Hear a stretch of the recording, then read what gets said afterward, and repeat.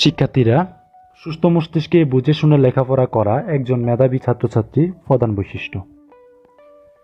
দিন দিন শিক্ষার্থীরা যত উপরের দিকে উঠে তত লেখাপড়ার চাপ বেড়ে যায়। এতে করে শিক্ষার্থীদের কিছু টেকনিক ব্যবহার না করলেই নয়। তাই আমি সবসময় শিক্ষার্থীদের কম কিন্তু মূল টপিকগুলো পড়ার জন্য সবসময় উৎসাহিত করি।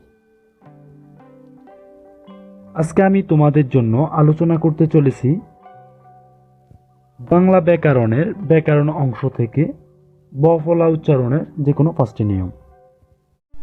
মূল আলোচনা শুরু করার আগে আমি তোমাদেরকে দেখাবো পরীক্ষা এগুলো কোন কোন ভাবে আসতে পারে। এভাবে আসতে পারে, বলা হবে যে বাংলা বানানে ব ফলা উচ্চারণের যে কোনো 5টি নিয়ম উদাহরণ সহ লিখো বা আলোচনা করো, বা ব ফলা উচ্চারণের 5টি নিয়ম লেখো।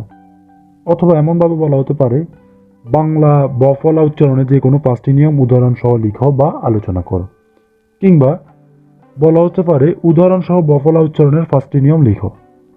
তো পরীক্ষায় যেইভাবে আসুক না কেন, আমি এখন যেভাবে শিখাবো এইভাবে শিখলেই তোমরা আনসার করতে পারবে।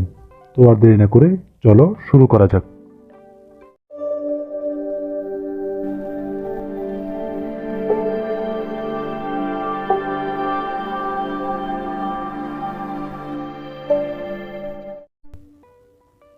আজকে আমাদের আলোচনা বিষয় হলো বাংলা বানানে ব ফলা উচ্চারণের যে কোনো 5টি নিয়ম উদাহরণ সহ লিখো বা আলোচনা করো।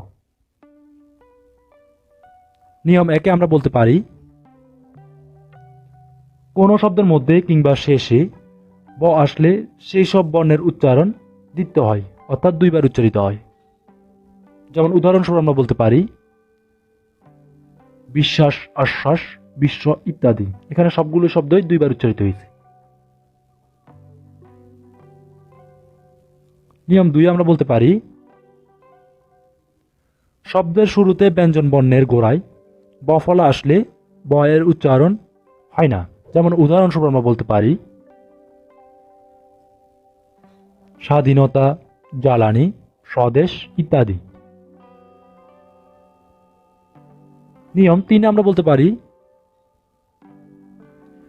শব্দের ব অথবা ম এর সাথে ব ফলা যুক্ত হলে সে ব এর উচ্চারণ স্বাভাবিক হয়, অর্থাৎ ব এর উচ্চারণ হয়। যেমন উদাহরণস্বরূপ আমরা বলতে পারি স্তম্ভ, আরম্ভ, আব্বু ইত্যাদি শব্দ। এখানে ব এর উচ্চারণ উচ্চারিত হয়েছে। নিয়ম 4 আমরা বলতে পারি উত উপসর্গ যুগে তৈরি শব্দে দ এর সাথে ব ফলা যুক্ত হলে ব এর উচ্চারণ স্বাভাবিক থাকে, অর্থাৎ ব উচ্চারিত হয়ে থাকে। যেমন উদাহরণস্বরূপ আমরা বলতে পারি উদ্বিগ্ন, উদ্বেগ, উদ্বোধন ইত্যাদি শব্দ। এতে ব উচ্চারিত হয়েছে। নিয়ম 5 আমরা বলতে পারি কোনো শব্দে সন্ধিসূত্রে আগত গ এর সাথে ব ফলা যুক্ত হলে ব এর উচ্চারণ স্বাভাবিক হয়, অর্থাৎ ব উচ্চারিত হয়। যেমন উদাহরণস্বরূপ আমরা বলতে পারি দিগ্বিজয়ী, দিগ্বিষণা ইত্যাদি। প্রিয় শিক্ষার্থীরা, পরীক্ষায় যেভাবে আসুক না কেন, আমি এখন যেভাবে দেখিয়েছি এইভাবে লিখলে সম্পূর্ণ নাম্বার পাবে। তো আজকের মতো এখানেই শেষ করছি। দেখা হবে আগামী ক্লাসে। ততদিন সবাই ভালো থাকবে, সুস্থ থাকবে। আল্লাহ হাফেজ।